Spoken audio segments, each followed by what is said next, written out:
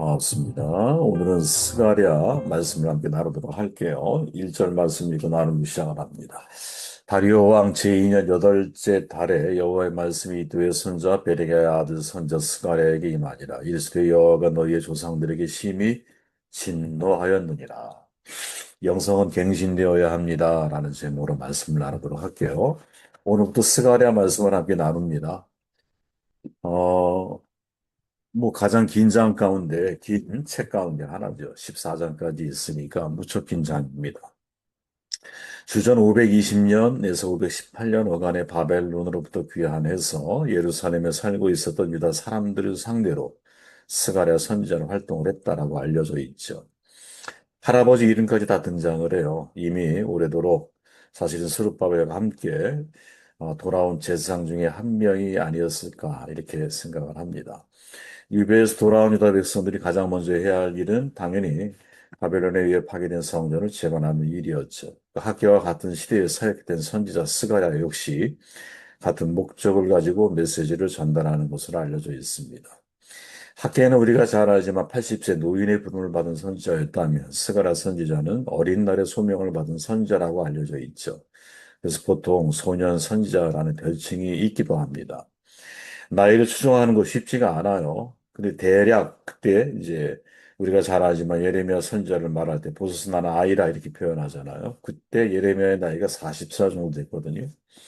그래서 이때 스가랴 나이를 대략 한 30살 전후로 보통 우리가 이제 신학자들이 이해를 하고 있죠. 그리고는 거의 뭐 50년에 가까운 시간 동안 예언을 하다가 마지막에 공교롭게도 자신이 메시지를 전했던 성전에서 순교를 당하는 그러한 모습을 우리에게 보여주고 있습니다. 꽤 오랜 시간이죠. 말이 그렇죠, 여러분. 50년 동안 내가 선지자 삶을 유지한다는 거. 목회자도 마찬가지 아니겠어요?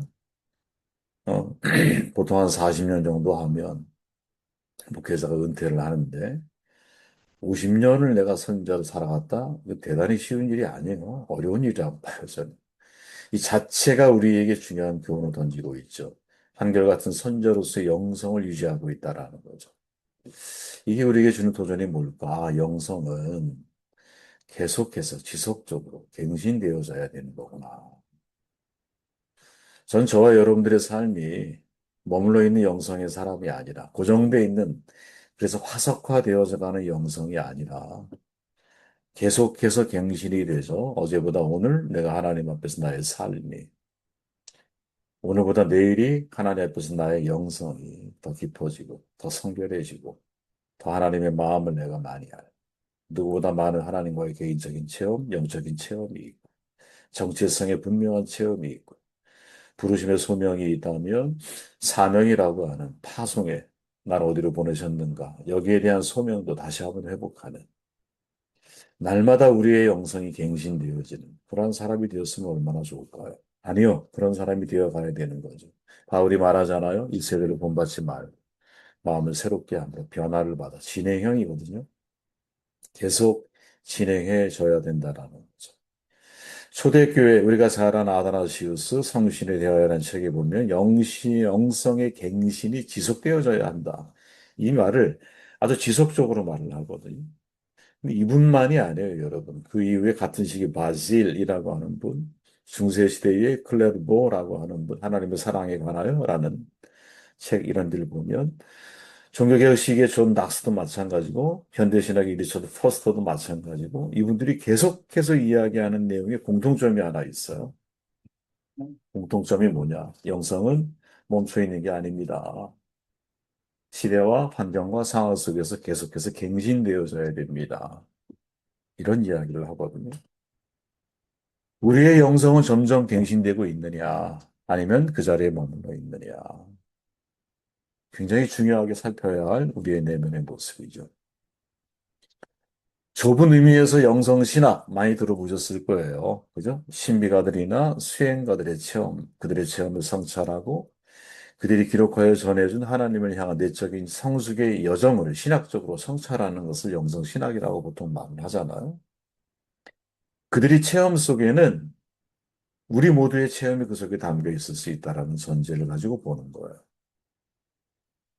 그런데 이때 영성이라고 하는 것은 여러분, 집약된 한 번의 체험일 수도 있겠지만, 보편적인 의미에서는 우리가 보통 인간이 태어나서 마지막 죽는 그 순간까지 삶을 놓고 보면, 유아기를 거치고 아동기를 거쳐서 청년기, 장년기, 노년기로 흘러가잖아요. 이때는 신체적인 변화뿐 아니라 심리적인 변화, 정신적인 변화, 영적인 변화가 다 포함되어 있거든요. 마치 이런 것처럼 우리의 내면에 무슨 역시 여정이 있다고 보는 거예요, 여정이. 음. 여정이 있다. 그래서 영적으로 어린아이 시절이 있고, 그죠? 그 영적으로 청년기를 지나기도 하고, 장년기를 넘어서서 노년기를 맞이하게 되는데, 그때마다 나타나는 영성의 성숙의 모습이 무엇이 되어야 할지, 이거를 고민할 수 있어야 된다는 거죠. 나이 들어서 어린아이 생각을 가지고 살아갈 수는 없잖아. 그죠? 내 나이에 맞는 영성의 깊이가 있어야 되고, 넓이가 있어야 되고, 포용력이 있어야 되고, 삶의 성숙이 있어야 되는 것이죠. 이러려면 어떻게 해야 되느냐? 그 영성이 갱신되려면 어떻게 해야 되느냐? 이 책들을 이제 이렇게 읽어보면 하나의 공통점이 있는데 그게 뭐냐? 체험에 대한 성찰이 교차될 때, 다시 말하면 내가 체험하고 있는 것에 대한 깊은 성찰이 동반될 때, 그때마다 우리의 영성이 성숙해지고 우리의 영성이 변화되어 가는 거죠. 내가 체험한 것에 대한 자기 성찰이 뒤따르지 않으면 체험으로 끝나기 마련이에요. 우리가 말씀을 함께 나눌 때마다 그런 얘기 하잖아요. 제가 이제 그런 얘기 자주 하는 편인데, 미라클, 기적만 보지 마십시오. 기적 속에 뭐가 있어요? 사인, 표적이 있어요. 표적을 주신 이유가 뭡니까? 그 속에 메시지가 있기 때문에 그래요. 우리가 봐야 할 것은 눈에 보이는 미라클, 기적 같은 현상들이 아니라 그 기적을 우리에게 허락하신 하나님의 진짜 뜻이 뭐냐. 그 표적을 해석은 잘해야 돼요.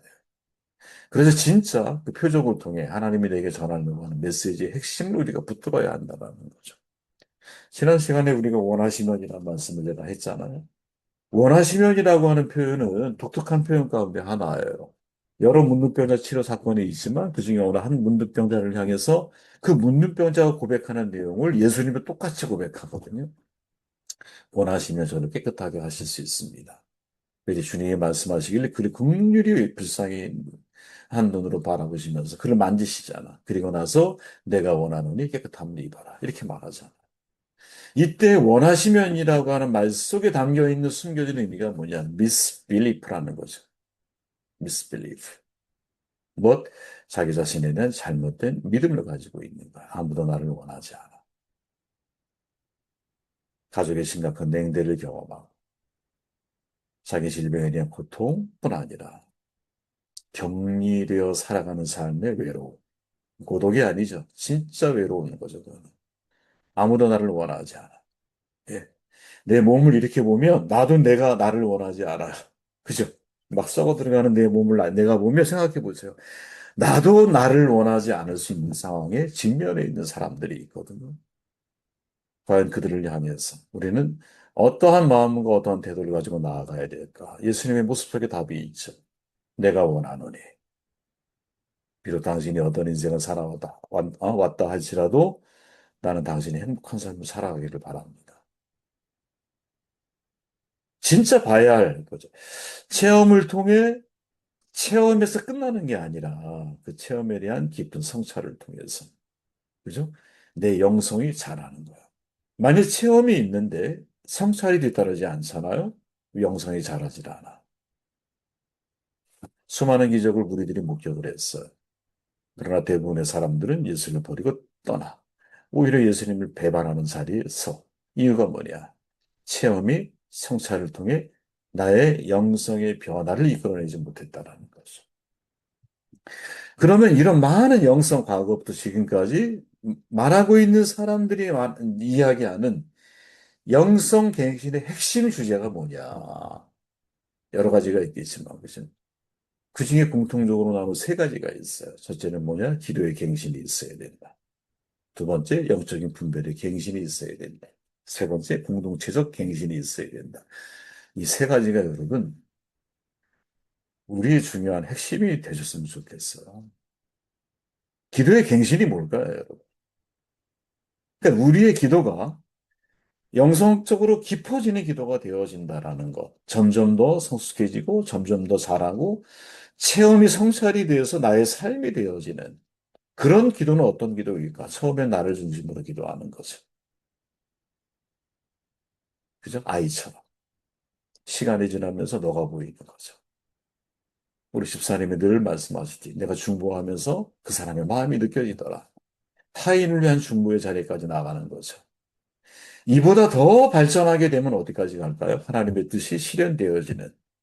그 뜻이 비록 내가 받아들일 수 있는 문제이건 받아들일 수 없는 문제이건 간에 하나님의 뜻이 실현을 희망하는 수용적 기도에까지 나아가는 거죠. 그게 예수님의 기도잖아요. 그죠? 예수님의 아버지의 뜻이 이루어지기 원합니다. 이게 기도의 갱신인 거죠. 그러니까 우리의 기도가 아직까지 자기중심적인 기도에 머물러 있다면 나는 체험이 성찰되지 않은 그래서 더 발전적인 기도의 자리에까지 나아가지 못하는 그러다 보니 우리의 기도의 수준이 그렇죠. 하나님의 마음을 따라 기도하는 것 그리고 하나님의 자유가 내 인생 가운데 실현되어지는 자리에까지 나아가기 어려운 거지. 많은 사람이 진짜 그렇죠. 영적인 분별이 갱신되어져야 한다. 여러분이 영적인 분별 우리가 잘 이해해야 돼요. 예. 우리가 지니는 이 체험들이 얼마나 진지하게 하나님으로부터 온 것인가에 대한 확신을 내가 할 수 있을까? 이런 분별? 혹은 하나님이 내게 허락하신 체험에 대해서 무엇을 말씀하고 계시는가? 이런 분별? 이 분별의 단계를 넘어서야 한다는 거예요. 쉽게 말하면. 하나님의 뜻을 식별하기 위해서 은밀한 골방에 들어가야 되느냐? 들어가지 말라는 얘기가 아니야. 들어가야죠, 당연히. 하나님의 뜻을 내가 식별하고, 분별하기 위해서. 그런데 진짜 내가 영적 분별이 갱신이 이루어지고, 영적 분별이 성숙해지면, 우리의 삶의 태도가 어떻게 바뀌느냐? 하나님의 은혜가 항상 내 안에 있다는 확신이 전제돼 있어. 그래서 내 자유의지를 내가 올바로 행사해서 하나님이 내게 원하는 소명, 사명의 자리에서 하나님이 원하는 선택을 내가 하게 된다는 이게 핵심이에요. 우리의 영적인 분별력이 깊은 영성의 훈련을 통해서 준비되어지면 성숙해지면 하나님의 뜻이 무엇인지를 분별하는 단계를 넘어서서 이것을 통해 하나님이 내게 말씀하시는 것이 무엇일까? 나는 개인적인 질문의 차원을 넘어서서 하나님의 선하심에 존재한 하나님 나를 가장 선한 길로 인도하시. 하나님이 지금 이 자리에 나를 세우셨지? 그럼 지금 이 자리에서 하나님이라면 내가 무엇을 선택하기를 원하실까? 그리고 내 자유의지를 가지고 올바른 길을 스스로 선택해 가는 거예요. 겟세마네 동산에서 응답 없는 하나님의 침묵 속에 예수님은, 그죠? 아버지의 뜻이 이루어지길 원합니다. 그리고는 묵묵히 군병에 의해 끌려가는 거예요. 자기가 가야 할 길을 가는 거예요. 여러분 그 선택의 순간에 다른 선택할 수 있잖아요. 그죠? 군병에 끌려가지 않는 다른 길을 선택할 수 있잖아. 그런데 묵묵히 그 길을 간다라는 거죠. 이게 영적 분별에 어떻게 보면 아주 성숙한 모습일 수 있는 거예요. 일상 속에서 하나님의 뜻이 무엇인지를 내가 이해하고 그 길을 묵묵하게 걸어가는. 이게 가장 어려운 일 가운데 하나예요. 그리고 마지막이 뭐냐? 공동체적 갱신. 우리의 영성은 여러분, 혼자서 이루어지지 않아요. 혼자의 힘으로 나의 신앙을 지켜나간다? 거짓말이에요. 관계를 맺지 못하는 어린아이는 죽잖아요. 그죠? 실험으로 밝혀진 거 아니야. 우리의 영성이 진짜 성숙해지려면 관계 속에 뛰어들어가야 돼요. 즉, 공동체가 없이는 우리의 영성의 갱신은 이루어지지 않아. 공동체를 통해서, 서로의 교제를 통해서, 과거의 전통을 배우게 되고, 현재 내가 추구의 영성이 무엇인지를 이해하게 되고, 나의 미래에 대해서, 서로가 힘을 합쳤어요, 여러분. 서로가 서로를 세워가는 역할을 해줘야 되는 것 같아요.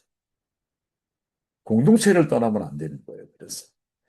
자, 이 세 가지가 왜 우리에게 중요하냐. 아까 선선한 대로 스가랴가 이또의 손자이자 베레가의 아들이죠. 유대 종교의 중심이 되는 제사장 가문 출신이야. 왜 이제 이또라고 하는 사람은 스룹바벨과 함께 바벨론에서 예루살렘으로 귀환한 제사장이야. 제사장 가문에 태어났죠. 성전 율법 너무나 익숙해. 그리고 성전 재건과 백성들의 영적 회복을 이끄는 역할을 이 스가랴가 감당을 해요. 스가랴 뜻이 뭐냐? 여호와께서 기억하신다. 스가랴 뜻이 그거예요. 그런 스가랴가 그 여호와를 기억하는 영성으로 50년 평생을 살아갑니다. 스가랴 14장 마지막 메시지 가운데 마지막 절 바로 위에 나오는 구절이 뭔지 아세요? 이렇게 말해요. 그날에는 말 방울에까지 여호와께 성결이라 기록될 것이라. 여호와께 성결, 제사상 이 흉패에 써 있는 문구잖아, 그죠? 그런데 스가랴가 말하고 있는 메시지 속에서 말 방울에까지 우리 식으로 표현해 보면 평생 삶의 구석구석 성결한 삶을 추구하며 인생을 살아왔던 사람이 누구냐? 그게 바로 스가랴인 거죠. 저와 여러분이 하나님 앞 부르시는 마지막 순간까지 여호와께 성결한 삶을 위한 영성의 갱신이 끊임없이 이루어져서 그래서 마지막 순간까지 하나님 앞에 잘 쓰임 받다가 부름받는 그런 종들이 다 되시기를 주의로